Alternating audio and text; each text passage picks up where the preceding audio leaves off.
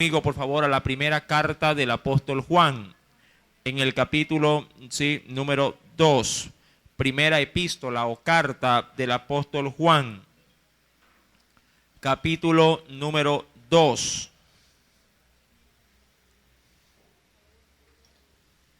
Aleluya, gloria a Dios.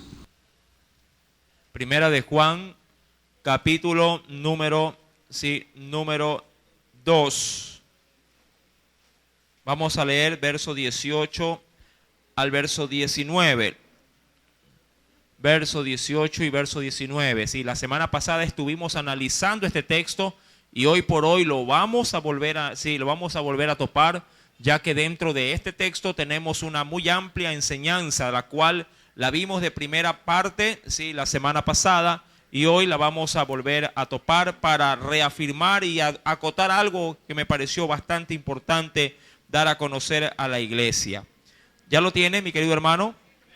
Sí. Y leemos la palabra del Señor, lo hacemos en el nombre del Padre, del Hijo, y del Espíritu Santo. Hijitos, ya es el último tiempo, y según vosotros oísteis que el anticristo viene. Así ahora han surgido muchos anticristos. Por esto conocemos que es el último tiempo. Verso 19, léalo por favor.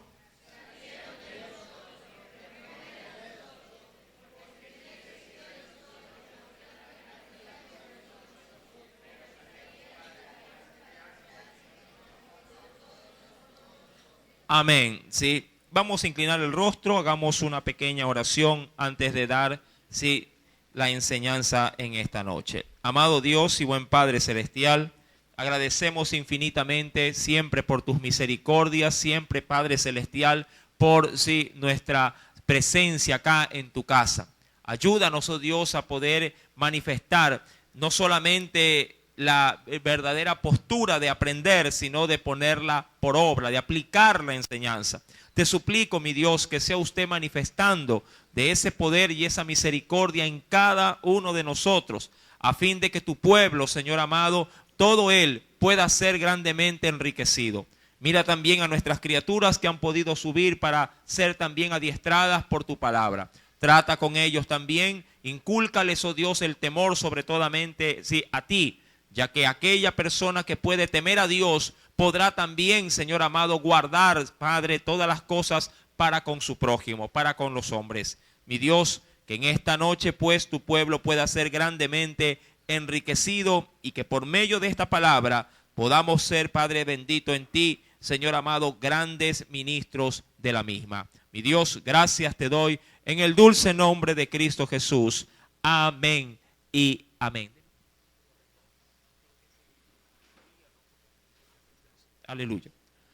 Bien, en el primer libro de Juan, capítulo número 2, versos 18 y 19, en el verso 18 ya se hizo mucho énfasis con respecto a cómo Jesús había advertido que en los últimos tiempos o en los postreros tiempos se habrían de levantar muchos anticristos o muchos falsos cristos. Si usted estuvo en la enseñanza pasada, se dieron ciertos significados. Uno de esos significados fue darle una especie de definición a lo que era anticristo. ¿Cuántos recuerdan esto?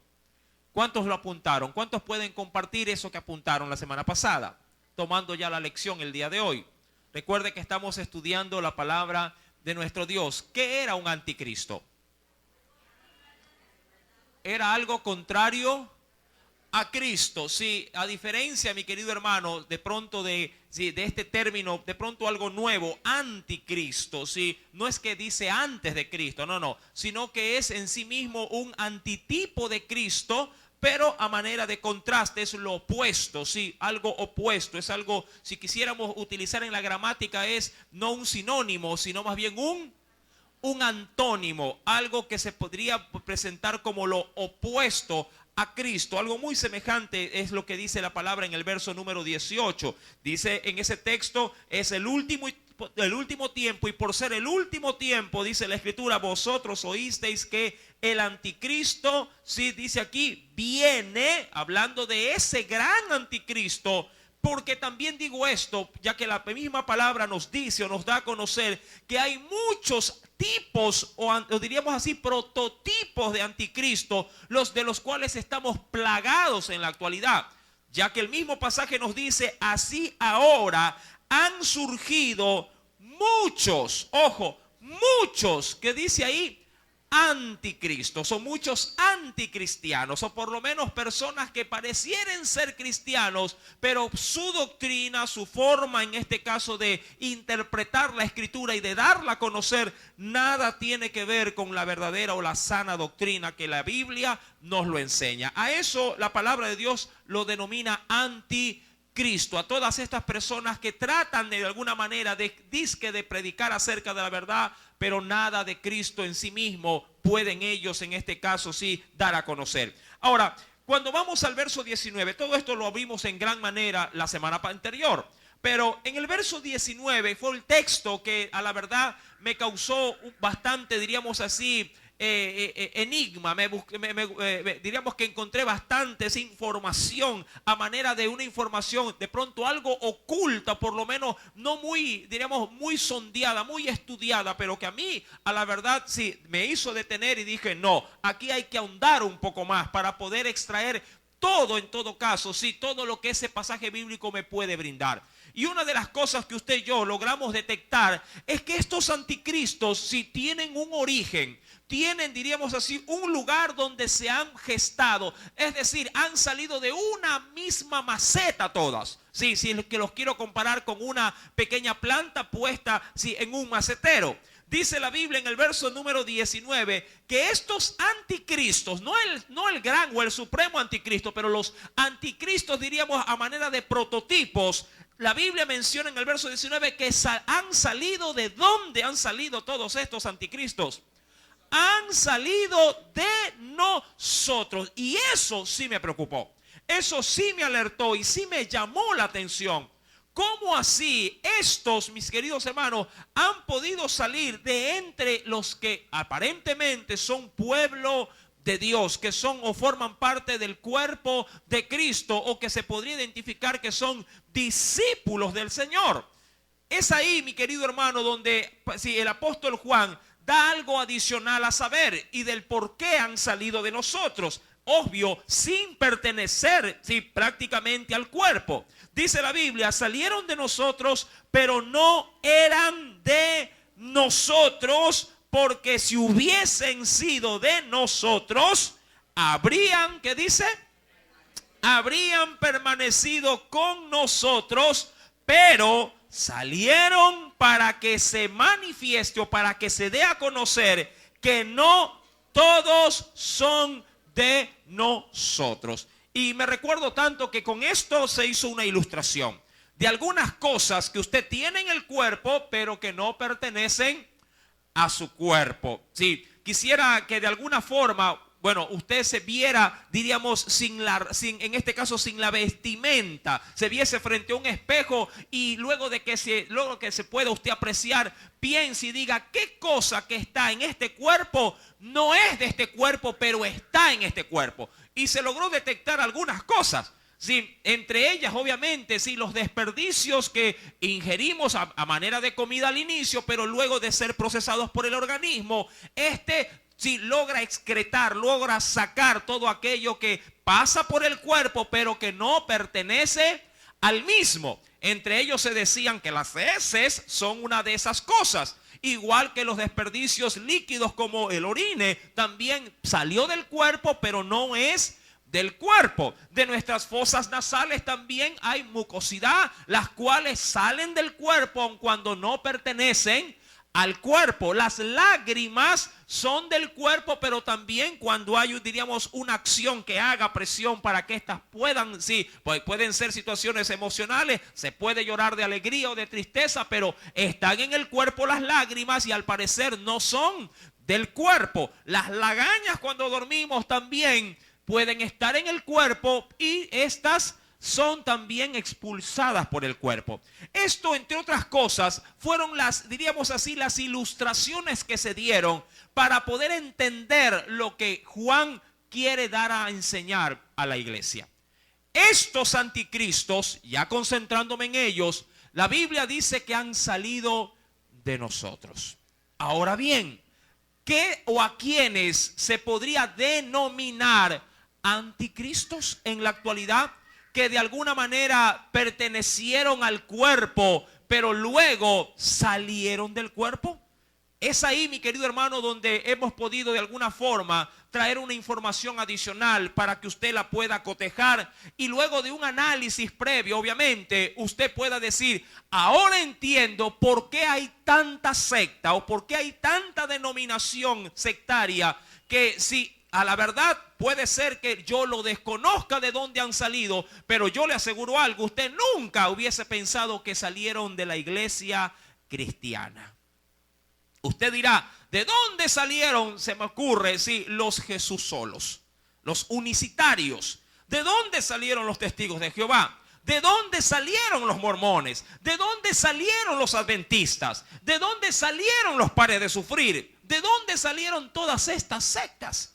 Mi querido hermano, si alguien le hace esta pregunta, usted le podría decir a esa persona que le pregunta, salieron de nosotros.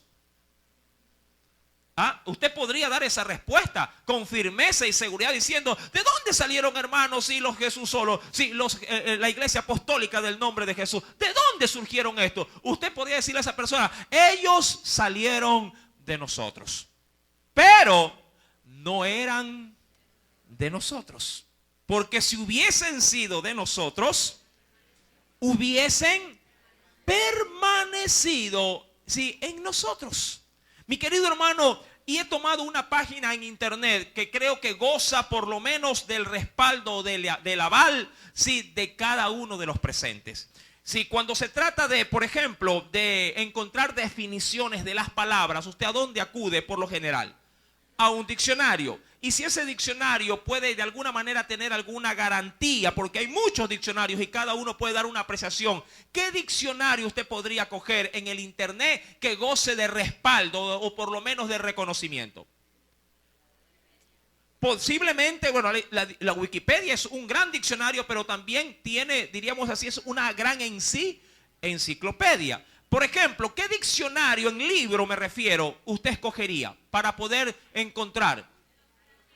Océano, pero hay otro más que tiene un poquito más de realce. La RAE, de la Real Academia de la Lengua. Usted cogiera ese diccionario y por lo menos con esa matriz usted dice, de aquí por lo menos, sí, que algo adicional diga, o al menos o más otro diccionario, bueno, pasa, pero toma uno como base. Bueno, yo he traído información necesariamente reconocida por internet de esa página que me la nombraron, de Wikipedia.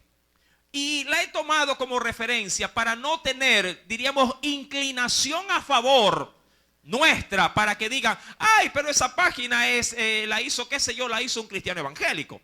O la hizo de pronto cierta denominación cristiana evangélica, de la cual, claro, va a tener siempre que hablar a su favor y obviamente en contra de los demás. Y he tomado la Wikipedia para poder de alguna forma, sí, extraer de manera imparcial, sí, de estos hombres o estas denominaciones que, como lo dice la Biblia, salieron de nosotros, pero no eran de nosotros. Antes de ahondar en estas páginas, quisiera por favor ahondar un texto bíblico que lo hice leer la semana pasada y que me parece muy importante volverlo a leer ahora.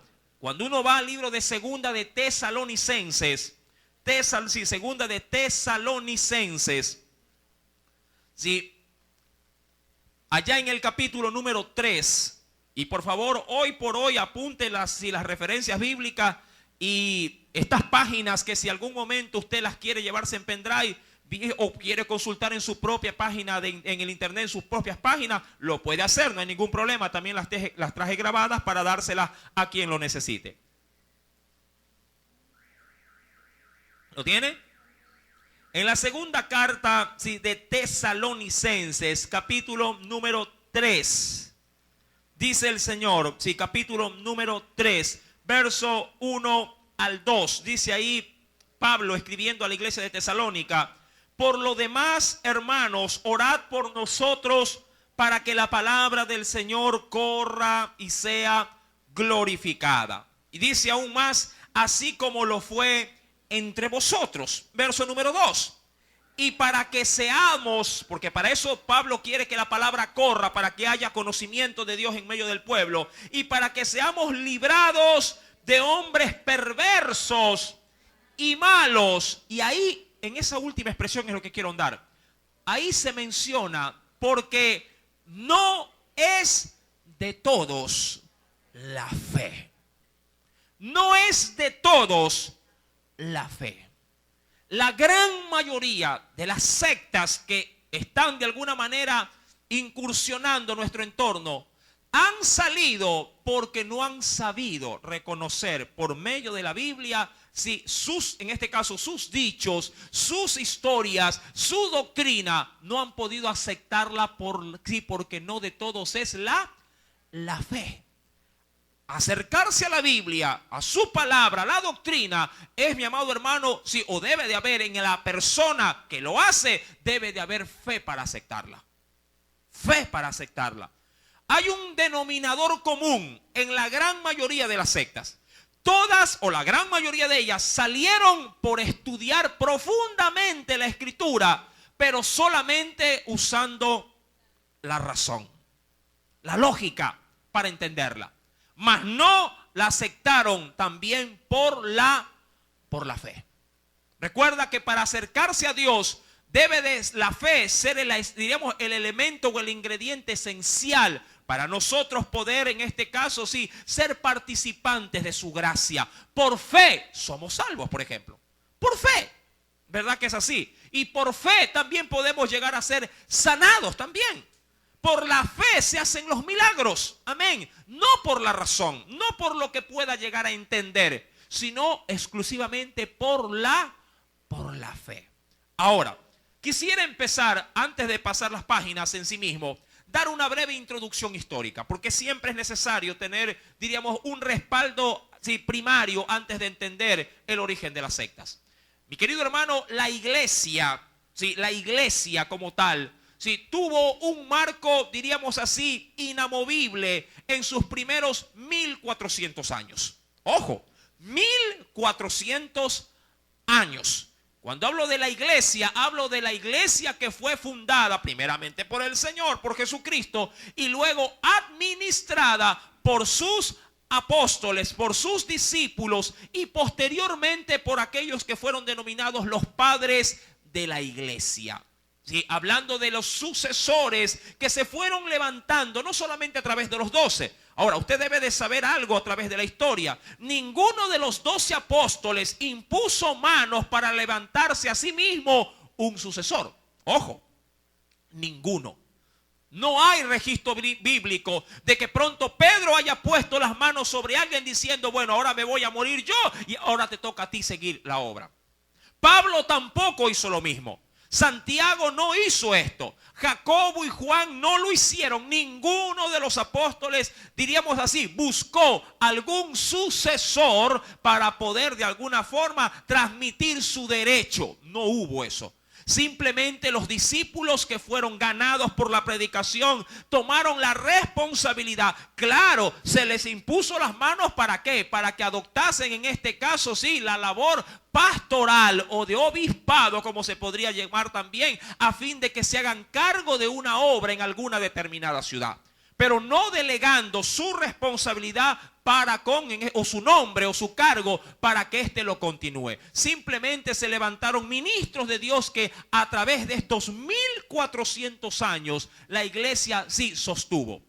Ahora bien, la iglesia a partir del año 300, estoy redondeando cifras a la verdad porque fue en el 313. Sí, allá en el año 300 la iglesia sí tuvo un clímax terrible. La iglesia fue aceptada por el Estado. ¿Sí? Esto, mi querido hermano, sí trastocó, diríamos, los fundamentos iniciales de la iglesia. Al unirse el Estado con la iglesia, es decir, el gobierno con la iglesia, automáticamente sí, la iglesia comenzó a sentir dentro de sus bases sí, los estragos, en este caso de lo que era sí, la implementación de hombres que ya no estaban de alguna manera regidos por la fe, sino por la política. Esto le hizo mucho daño a la iglesia y a la larga la terminó corrompiendo. La iglesia permaneció en dos líneas. Una línea, diríamos así, una línea conocida como la línea ortodoxa, una línea en la cual muchos hombres no se dejaron contaminar, guardaron la palabra, guardaron la fe, guardaron las bases, pero la iglesia en su, diríamos así, en su liderazgo se metió de cabeza, sí, en lo político. Tanto así que era la iglesia la que luego, después de esos aproximadamente 1000 años, era ella la que ponía reyes en las naciones. A través de ella se daba su bendición y su venia para que puedan aparecer gobernantes, sean estos en los más importantes como Escocia, Inglaterra, Alemania y todas las naciones europeas. Mi amado hermano, la iglesia comenzó a adquirir poder. Un poder obviamente, y como usted también lo sabe por la Biblia, que acarreaba ganancias, mucho dinero. Y si algo la Biblia nos advierte sobre todo, es que la raíz de todos los males es el amor al dinero. La iglesia en estos primeros 1400 años, conocido como la Edad Media, sí, no solamente, mi amado hermano, se enriqueció, sino que comenzó de alguna manera así a presionar al mundo de aquel entonces para extraer de sus fieles el máximo capital que se requería. Hubo un papa que llegó al clímax, diríamos así, de la corrupción, conocido como León X. Es en medio de este papado, mi querido hermano, que la iglesia va a comenzar a dar un giro, si diríamos así, un giro radical. La iglesia se va a dividir. En el sentido, diríamos en sí, de su orden teológico, la Biblia. El pueblo no podía tener acceso a la palabra. Sí, las misas como se determinan de esa manera eran dadas en un idioma no común, no en un idioma del pueblo, sino en latín. El idioma propiamente, diríamos así, en el cual fue traducido, sí, las escrituras simplemente para el grupo selecto religioso de Roma. Tanto así, mi amado hermano, que simplemente para un, diríamos, creyente común en una iglesia, todo era un ritual y que muchas veces simplemente no entendían nada de aquello que se podría predicar dentro de un altar. Cuando se levanta, en el año 1500, mi querido hermano, estoy hablando de simplemente tiempos, redondeados, se levanta un hombre conocido por la historia como Martín Lutero. Este fue de alguna manera el precursor de lo que se conoce actualmente como el protestantismo. Mi querido hermano, o la iglesia protestante, también tuvo su base previa en otros, diríamos así, precursores que quisieron imponer sobre la iglesia un cambio. Nadie quiso separarse de la iglesia católica. La iglesia quería de alguna manera tener que cambiar de rumbo, volver, diríamos, como se suele decir, a sus antiguas bases. Pero la iglesia, que ya estaba prácticamente corrompida, sí, permaneció en su, diríamos, en su ideología y en su forma de presentar a Cristo, pero no conforme a la Escritura. Mi querido hermano, es este hombre, Martín Lutero, que logra una ruptura, sí, en este caso de las doctrinas de la iglesia tradicional a través de 95 tesis, las cuales él menciona la historia, las clavó en una, en afuera de la puerta de la iglesia, allá en Alemania, mi querido hermano, en Wittenberg, que vendría a ser la ciudad en la cual él pastoreaba. Y esto fue, mi amado hermano, el detonante para que toda Europa, sobre todo Alemania, luego Inglaterra también, luego Escocia y todas las otras, diríamos, ciudades importantes, se separaran del imperio romano o de la iglesia romana. Amado hermano, de ahí surgió el metodismo. Surgió el grupo conocido como los presbiterianos. Salieron los bautistas. Salieron, mi querido hermano, diríamos, las mayores corrientes teológicas que de alguna forma se separaron, ya que no tuvieron nada que ya ahora deberse a su máximo líder, que era el Papa. Una vez que la iglesia protestante, mi amado hermano, comienza a estudiar la Biblia, porque la Biblia comenzó ya no a enseñársela en latín, sino en el idioma del propio pueblo. Para esto, gracias a Dios, recién estaba en todo su apogeo la invención de un artículo muy usado en la actualidad, como lo es la imprenta. Esto promueve de alguna forma que la palabra de Dios comience, sí, a llegarse, sí, a todos los lugares. Y como dice la Biblia, sí, que esta verdad nos hará libres. La iglesia comenzó a abrir sus ojos y comenzó, mi amado hermano, a criticar duramente, sobre todo, uno de los pésimos y grandes males de la iglesia de aquella época. Sí, la venta de las indulgencias. Si usted coge o tiene en casa una Biblia antigua católica, usted podrá ver o en sus páginas iniciales o finales el tema acerca de las indulgencias, que no era otra cosa más que la compra por anticipado a través de ofrendas, sí, para poder recibir perdón a cambio de dinero. Esta era la mayor doctrina de la iglesia para poder obtener fondos para su sustento. Mi querido hermano, el diezmo era exigido por parte de la iglesia católica en aquellos entonces. Sí, nada había, sí, del hombre común que no fuese diezmado obligatoriamente con hombres armados que iban a su casa a sacarle el diezmo. Sí, hoy por hoy el diezmo de pronto puede ser voluntario. En aquel entonces no fue así. Y cuando la gente comenzó a rebelarse en contra de la iglesia, una de las grandes familias reconocidas por la historia fue la familia de los valdenses. Todos ellos fueron quemados. Más, mi amado hermano, diríamos así, que han muerto más gente por asuntos de la fe que en guerras mundiales. Mi querido hermano, con este antecedente quisiera de alguna forma compartir de dónde salieron. Si, por ejemplo, vámonos, ¿qué quisieran ver? Los testigos de Jehová creo que suelen ser los más conocidos o los más tradicionales. Para ello vayamos, sí, a ver la siguiente diapositiva o página en internet. Charles Taze Russell. Aquí está. Ábralo y páselo. Gracias. Perdonen si la letra está un poco pequeña. Ahí. ¿Lo tenemos? Bájale.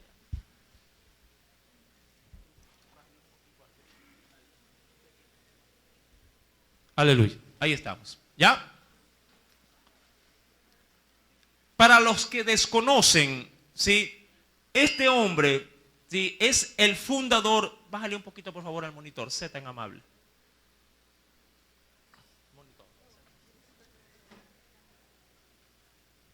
Aleluya, gloria a Dios. Aleluya, aleluya. Ya. Ahí está, ya. Charles Taze Russell es el fundador de lo que hoy por hoy usted conoce como, sí, inclusive sé que le han cambiado el nombre en diferentes ciudades, sobre todo europeas. Aquí se llama la Iglesia Testigos de Jehová. En Europa se llama la Iglesia Cristiana Testigos de Jehová. Pero este es su fundador, Charles Taze Russell. Quisiera, antes de cualquier cosa, leer por lo menos ciertos antecedentes. Sí, lo leo de la misma página. Mire que esta página, por si acaso, tiene como origen, es de esta enciclopedia conocida como la Wikipedia. Sí, dice la misma. Charles Taze Russell, nació el 16 de febrero del año 1852. Sí, y este hombre murió el 31 de octubre de 1916. Leo en extracto, sí, más adelante. Baje un poquito, por favor, gracias, en su forma de vida. Dice, Russell nació el 16 de febrero de 1852. Viene del estado de Pensilvania, Estados Unidos. Era el segundo hijo de Joseph, Ian, dice ahí, Ian Eliza Birney, inmigrante. Sí, más adelante nos dice, aquí en el segundo párrafo, en el año 1870, a los 18 años de edad, organizó en dicha ciudad de Pensilvania una clase para estudiar la Biblia, a pesar de que sus padres eran presbiterianos. Vaya viendo por ahí el origen. Sí, continúo en el mismo pasaje. Charles frecuentaba la iglesia, dice aquí, ¿de quiénes?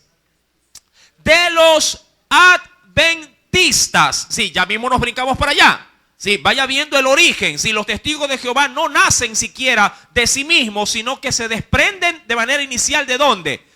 Del adventismo. Ojo, del adventismo, sobre todo los padres de él eran presbiterianos, es decir, iglesia protestante.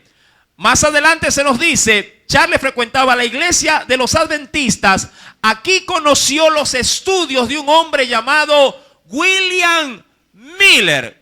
Paro ahí y voy con William Miller. ¿Sí? Déjeme ayudar acá. Ahí estamos. Listo. Ahí está William Miller. Ya lo veamos. Fundador de adventistas. ¿Sí?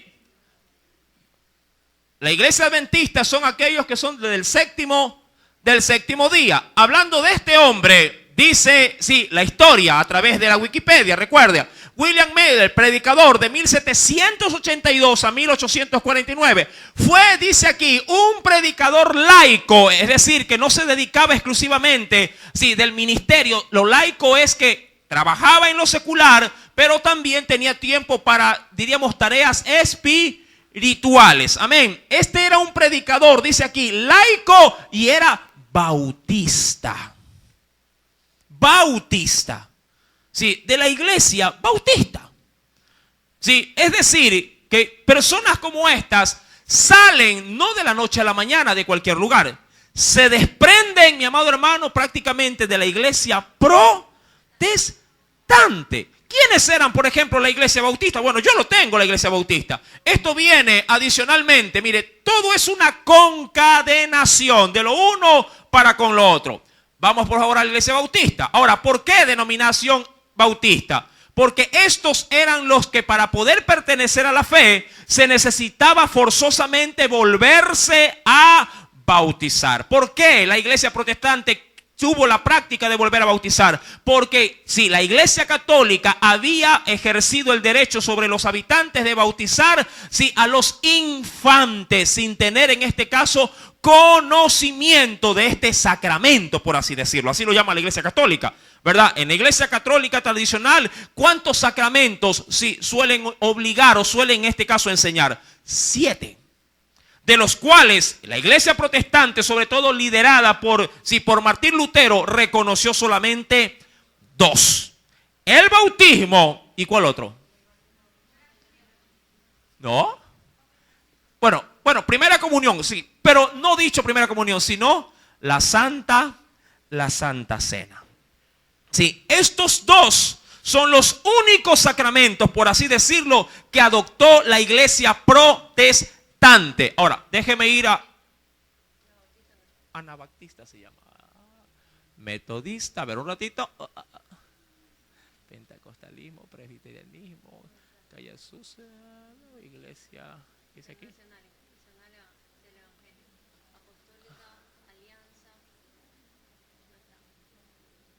¿Cuál es? Ah, no, este es el testigo. Ah, bueno, este no está. Aquí está, Anabaptista. Listo. A ver, póngala ahí. Gracias. Los bautistas. El anabaptismo, porque así se lo conoce, diríamos con el término inicial, es una de las corrientes existentes y dice ahí de qué, dentro del protestantismo, iglesia protestante. ¿Cuál es su origen? El nombre anabaptista del prefijo ana, que significa nuevo, y del griego que viene el bautiza, se refiere a rebautizar, el cual se nos dice, dicho nombre, dice aquí, les fue impuesto a los anabaptistas por sus detractores, por los primeros, dice aquí, consideraban inválido el bautismo infantil. Esto tiene como origen, me voy más abajo, los cristianos acusados de haber, dice aquí, de haber bautizado a otra persona por segunda vez, ya eran condenados con el código de Justiniano. Y dice aquí, y se estableció la pena de muerte contra ellos, la cual se aplicó en varias ocasiones durante la Edad Media, luego de la Reforma Protestante. Una concadenación. ¿De dónde salió Miller, fundador de los adventistas? ¿De dónde salió? De los bautistas.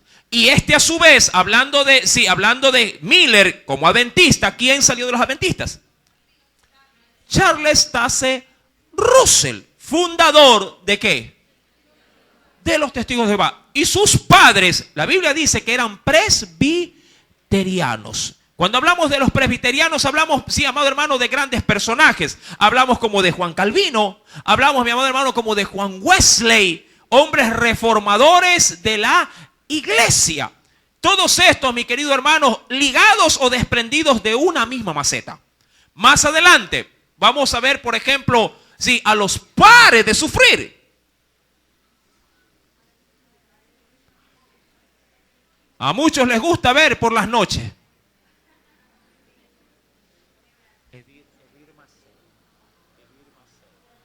Veamos. Recuerda el texto, sí, que estamos analizando, por el cual estamos haciendo esta enseñanza. Salieron de nosotros, pero no eran de nosotros. Conozca, bueno, en foto por lo menos, su fundador, Edir Macedo, un brasileño. Edir Macedo Becerra, Río de Janeiro, nace el 18 de febrero de 1945. Sí, es decir, que todavía está con vida. Dice aquí, es un religioso cristiano brasileño, fundador, líder y predicador de la Iglesia Universal del Reino de Dios. Más adelante, voy a su biografía. Dice aquí, Edir Macedo, nace en el municipio Río das Flores del estado de Río de Janeiro, sí, en el seno de una familia católica. Trabajó como cajero para la lotería del estado de Guanajuato. Bueno, eso avanzo un poquito más. Dice, en 1963, dice aquí, inició la carrera como funcionario público. Avanzo un poquito más, que eso no nos interesa. Sí, más adelante, está graduado en teología por la Facultad Evangélica de Teología. ¿Sí? ¿Qué más dice? Y por la Facultad de Teología en el estado de Sao Paulo. Hizo el doctorado en Teología, Filosofía Cristiana y Honoris Causa en Divinidad. Además de tener un máster en Ciencias Teológicas de la Federación Evangélica Española de Entidades Religiosas. De ahí salió. ¿De dónde? ¿De dónde salió? De nosotros. Pero no era de nosotros. ¿Sí va entendiendo cómo va la cosa? Mire que no he cogido ninguna página cristiana evangélica para decir, ay, como la página es evangélica, entonces por eso es que le dan duro a todo esto. No, me fui a una página neutral, Wikipedia. Veamos, mi amado hermano, de dónde sale la iglesia apostólica del nombre de Jesús, los Jesús solos.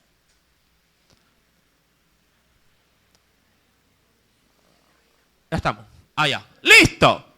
Conozca la fundadora, 1918. Romana Carvajal de Valenzuela, mexicana.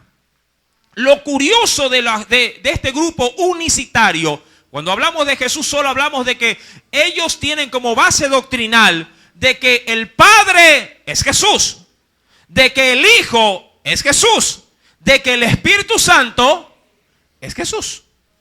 Todo es Cristo. No hay Padre, no hay Espíritu Santo, o si lo hay simplemente como una representación de uno solo, Jesús. ¿De dónde se desprendieron? Eso es lo más admirable. La primera parte, la iglesia apostólica de la fe en Cristo Jesús, es una iglesia pentecostal, evangélica, pero unicitaria. Dice más adelante, historia. La iglesia apostólica de la fe en Cristo Jesús tiene sus antecedentes en el reavivamiento. Y esto es lo trágico. ¿Qué dice ahí? ¿El reavivamiento en qué? En la calle Azusa. Este suceso, para los que les gusta investigar y estudiar las cosas, diríamos así, referentes a la historia o al inicio, sobre todo, sí, diríamos así, los orígenes del pentecostalismo. Mi amado hermano, todo buen creyente evangélico, por lo menos debería de saber algo de historia. En la calle Azusa se manifestó de manera abundante o de una manera, diríamos, a manera de explosión, por primera vez, sobre todo en los Estados Unidos, el bautismo del Espíritu Santo a gran escala. A gran escala. Ella, mi amado hermano, sí, Romana Carvajal de Valenzuela, fue de alguna manera una beneficiaria del bautismo del Espíritu Santo. Hasta ahí todo iba bien. Pero cuando regresa a su país, a México, se asocia con otro evangélico y fundan, ¿sí?, en este caso, la Iglesia Apostólica del Nombre de Jesús. Mire lo que dice la historia. La Iglesia Apostólica de la Fe en Cristo Jesús tiene antecedentes en el reavivamiento de la calle Azusa, principios del siglo XX. Según el teólogo Manuel Jacciola, en 1946, el entonces director de la revista El Exégeta, órgano oficial de la información de la Iglesia, escribió su historia de la Iglesia Apostólica con información que recabó de forma oral de entre los ancianos de la época. Allí describen como la ama de casa mexicana Romana Carvajal de Valenzuela, luego de participar en Estados Unidos como miembro de un centro de reunión religioso pentecostal, decidió regresar a México, específicamente a la localidad de Villa Aldama, Chihuahua, para comenzar a difundir la doctrina del bautismo en el Espíritu Santo y el bautismo por inmersión en el nombre de Jesucristo entre sus pares, logrando, dice aquí, el 1 de noviembre de 1914, bautizar primeramente a 12 familias. Estoy por acá. Romana Carvajal, no pudiendo hacerse cargo de los nuevos creyentes, contactó al pastor Rubén Ortega, que estaba en la ciudad de Chihuahua y dirigía un templo metodista. Por si acaso, los metodistas también son protestantes, ¿sí? Dice más adelante, consiguió que éste creyera en su mensaje, recibiendo el bautismo del Espíritu Santo, y lo llevó nuevamente ¿a dónde? El Paso, Texas, el lugar más cercano donde había creyentes del movimiento apostólico de raza negra, para que allí fuera bautizado de la forma unicitaria. Y de ahí en adelante usted conoce el cuento. Estamos plagados sobre todo por estos sectores de la Iglesia Apostólica del nombre de Jesús. Veamos el origen del mormonismo. Los mormones. José.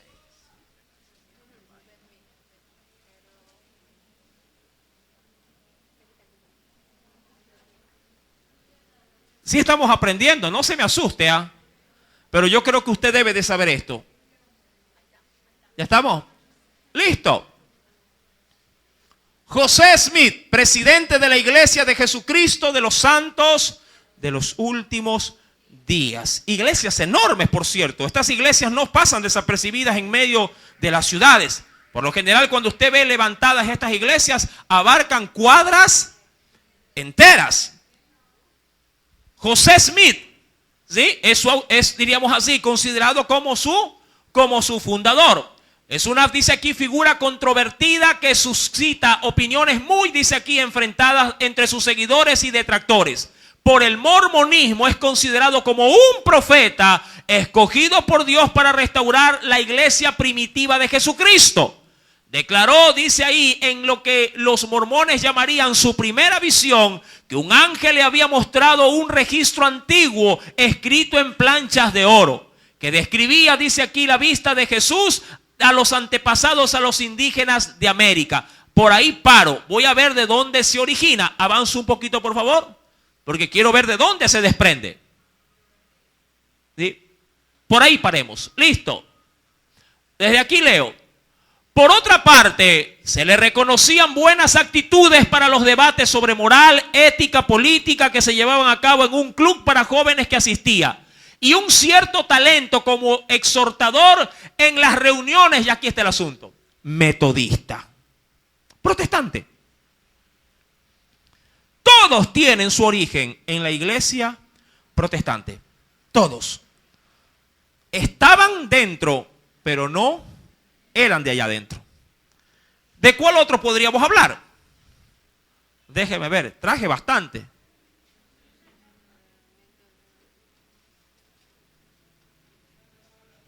Elena G. de Guay,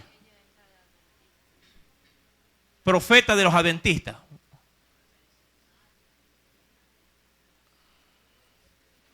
Muy conocida también. De hecho, de esta mujer, sí, hay demasiado material en cuanto a libros que son de su autoría, pero obviamente más utilizado por la propia denominación.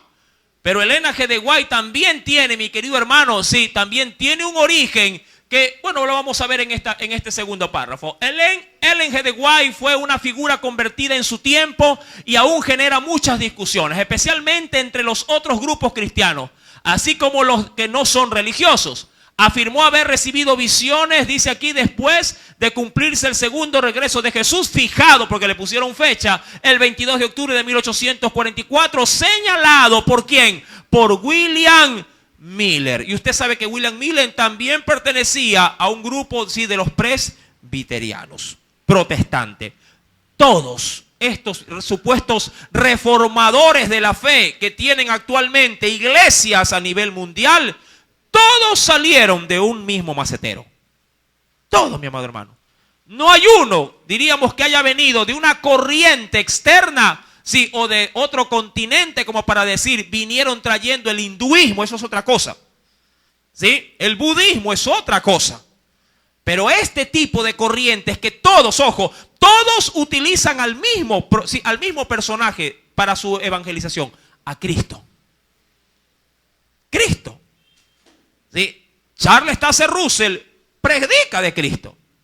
¿Me explico? Sus seguidores predican de Cristo en la Atalaya o en la revista Despertar. Mi querido hermano, el mormonismo utiliza la revelación de Jesucristo como fuente, sí, doctrinal para sus adeptos. Igual pasa en el mormonismo, igual pasa con los unicitarios o los apostólicos del nombre de Jesús. Lo mismo pasa con los pares de sufrir, entre otros. Y eso que no le hablo acerca de los salvos siempre salvos. Peor todavía. Ese salió, sí, de la iglesia de las asambleas de Dios. Ese es más conocido.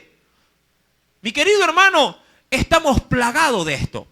La Biblia sí nos exhorta y nos dice, cuidado, ellos salieron de nosotros, pero no son de nosotros. Ya tiene por lo menos usted hoy por hoy una respuesta cuando le digo, disculpe hermano, ¿por qué tanto? ¿De dónde han salido? Penosamente, con vergüenza, han salido de nosotros. Pero hay que tener bases por lo menos históricas para poder decirle cómo así es que han salido de nosotros. Porque si decimos son de nosotros, dice, ¿y usted por qué no le sigue? Hay que dar la alerta. No. Salieron de nosotros, pero no eran de nosotros. El versículo, cuando vamos, por favor, sí. Recuerde, verso 19, salieron de nosotros, pero no eran de nosotros, porque si hubiesen sido de nosotros, habrían permanecido. Y eso es el problema. Todos estos no lograron, ¿qué cosa? Permanecer. No lograron permanecer. Dice aquí, pero salieron para que se manifieste, para que se dé a conocer que no todos son de nosotros. Y ya vimos 2 Tesalonicenses 3, verso 2, que dice, ¿y por qué no todos pueden permanecer en nosotros? Porque no de todos es la fe. No de todos es la fe. Aún en la iglesia cristiana actual, no de todos es la fe. Muchos irán de aquí cuestionando la palabra y dirán, uy, pero yo no creo que sea así. No pienso que sea así. Mi amado, hay cosas que se le aceptan por la razón, pero hay cosas en su gran mayoría bíblica que se le acepta exclusivamente por la fe en Cristo Jesús. Hay un texto adicional que yo quisiera, por favor, también tomar como referencia para concluir, allá en la segunda carta del apóstol Pedro. Recuerde que si quiere la información la tengo mucho más extensa, porque ahí tengo también los orígenes del metodismo, los orígenes de la iglesia presbiteriana y todo eso. Ya por asuntos de tiempo a corto. Segunda de Pedro, capítulo número 2. Sí, unas cartas más atrás de Juan.